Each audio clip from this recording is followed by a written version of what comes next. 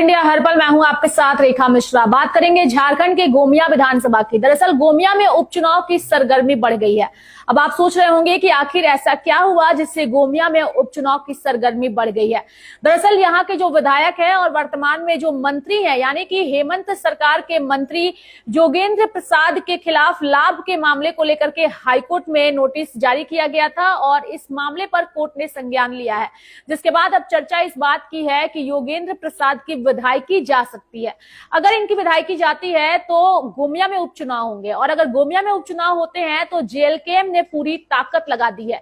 यानी कि जिस दिन से गोमिया विधानसभा के रिजल्ट सामने आए थे, उसी वक्त से पूजा महतो, जो कि जेएलकेएम की उस वक्त प्रत्याशी थी, उसी वक्त से जनता की समस्याओं से रूबरू होती थी, जनता के बीच मौजूद होती थी। लेकिन अब जब से योगेंद्र प्रसाद महतो के मामले जो है वो सामने आए हैं, तब से जेएलकेएम की सरगर्मी क्षेत्र में और ज्यादा बढ़ गई है। अगर हम बात करें लंबोदर महतो की, जो कि गोमिया के पूर्व विधायक है और आजसू पार्टी के पूर्व विधायक है, उनकी ओर से भी चहलकदमी जो है वो बढ़ चुकी है। भले ही इस विधानसभा चुनाव में वह तीसरे नंबर पर आए हों, लेकिन इस बार उन्होंने पूरी ताकत लगा दी है। अब हम पूरी खबर दर्शकों को विस्तार पूर्वक बताएंगे कि आखिर पूरा मामला क्या है जिसकी वजह से गोमिया में उपचुनाव की सरगर्मी बढ़ गई है। दरअसल पूरी खबर अगर हम दर्शकों को बताएं तो झारखंड हाईकोर्ट ने हेमंत सरकार के पेयजल एवं स्वच्छता तथा उत्पाद व मद्य निषेध मंत्री योगेंद्र प्रसाद को लाभ के पद मामले में नोटिस जारी किया है। न्यायालय द्वारा यह नोटिस 21 फरवरी को ही जारी किया गया था तथा अदालत ने उन्हें मामले में 6 सप्ताह के अंदर जवाब दाखिल करने का निर्देश भी दिया है। साथ ही अदालत ने मामले में राज्य के मुख्य निर्वाचन पदाधिकारी, बोकारो जिला निर्वाचन पदाधिकारी तथा सहायक निर्वाचन पदाधिकारी तेनुघाट को भी पार्टी बनाने का निर्देश दिया है। लाभ के पद मामले में आजसू पार्टी के पूर्व विधायक डॉक्टर लंबोदर महतो ने गोमिया के विधायक सह मंत्री योगेंद्र प्रसाद के खिलाफ हाईकोर्ट में याचिका दाखिल किया था। उनकी याचिका को स्वीकार करते हुए अदालत ने नोटिस जारी किया है। याचिकाकर्ता के अधिवक्ता श्रीवास्तव के अनुसार याचिका में योगेंद्र प्रसाद पर झारखंड राज्य पिछड़ा वर्ग आयोग का अध्यक्ष रहते हुए चुनाव लड़ने का आरोप लगाया गया है, जो लाभ का पद है। यानी कि याचिका में कहा गया है कि नामांकन दाखिल करने व नामांकन पत्रों की जांच होने तक पिछड़ा वर्ग आयोग के अध्यक्ष पद से योगेंद्र प्रसाद का त्यागपत्र स्वीकृत नहीं हुआ था। लंबोदर महतो ने याचिका में कहा कि योगेंद्र प्रसाद के चुनाव लड़ने पर उन्होंने आपत्ति भी दर्ज कराई थी, परंतु संबंधित अधिकारियों द्वारा जानबूझकर संज्ञान नहीं लिया गया। यानी कि अगर योगेंद्र प्रसाद महतो की विधायकी सवालों के घेरे में आती है तो उसके पीछे सिर्फ और सिर्फ लाभ के पद को लेकर के ही सवाल उठ रहे हैं और यही वजह है कि गोमिया में उपचुनाव की सरगर्मी बढ़ गई है।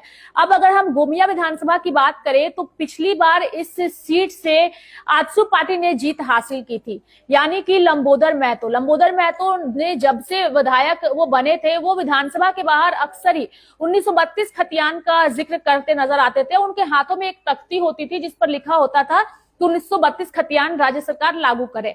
अगर हम जेएलकेएम पार्टी की बात करें तो जेएलकेएम पार्टी भी इसी मुद्दे को लेकर के आंदोलनरत है। यानी कि जयराम महतो की पार्टी ने जो आंदोलन की शुरुआत की थी वह 1932 खतियान और भाषा आंदोलन को लेकर के ही शुरू हुआ था। इसलिए चर्चा इस बात की है कि दोनों ही पार्टियों के विधायकों का जो जीत का मंत्र है वो सिर्फ और सिर्फ 1932 खतियान है। लेकिन असल फैसला जनता को करना है कि अगर गोमिया में उपचुनाव होता है तो जीत इस बार किसकी होगी।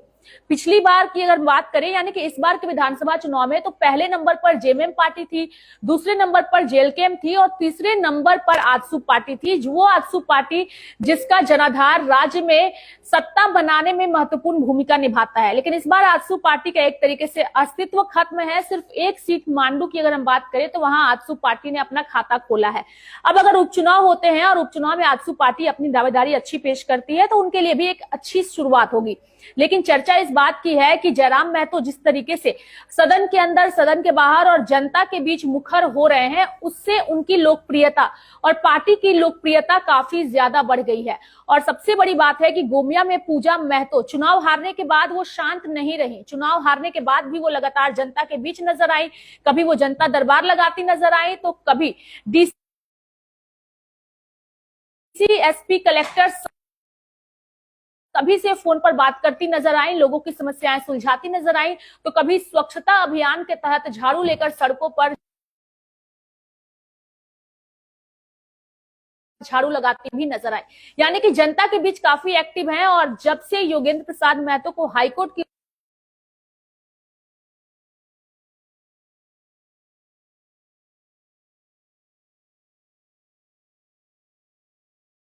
ओर से नोटिस जारी किया गया है, तब से उनकी चहलकदमी गोमिया में और ज्यादा बढ़ गई है। तो ऐसे में अगर गोमिया में उपचुनाव होता है तो इसका सीधा फायदा जो है वो जेएलकेएम पार्टी को होता है, क्योंकि जेएलकेएम की लोकप्रियता राज्य में फिलहाल सबसे ज्यादा है, सिर्फ और सिर्फ जयराम महतो की वजह से। देखने वाली बात होगी कि आने वाले दिनों में अगर गोमिया में उपचुनाव होता है तो गोमिया में किस पार्टी की जीत दर्ज होती है। हालांकि अभी इस पर कुछ भी कहना थोड़ी सी जल्दबाजी हो जाएगी, चूंकि 6 हफ्ते का वक्त योगेंद्र प्रसाद महतो को कोर्ट की ओर से दिया गया है जवाब दाखिल करने के लिए। तो ऐसे में इंतजार है कि कोर्ट की ओर से जारी नोटिस पर योगेंद्र प्रसाद महतो क्या जवाब देते हैं और उसके बाद कोर्ट का क्या फैसला होता है। मेरे साथ फिलहाल अभी के लिए इस खबर में इतना ही। तब तक के लिए आप देखते रहिए लाइव इंडिया हर पल। नमस्कार।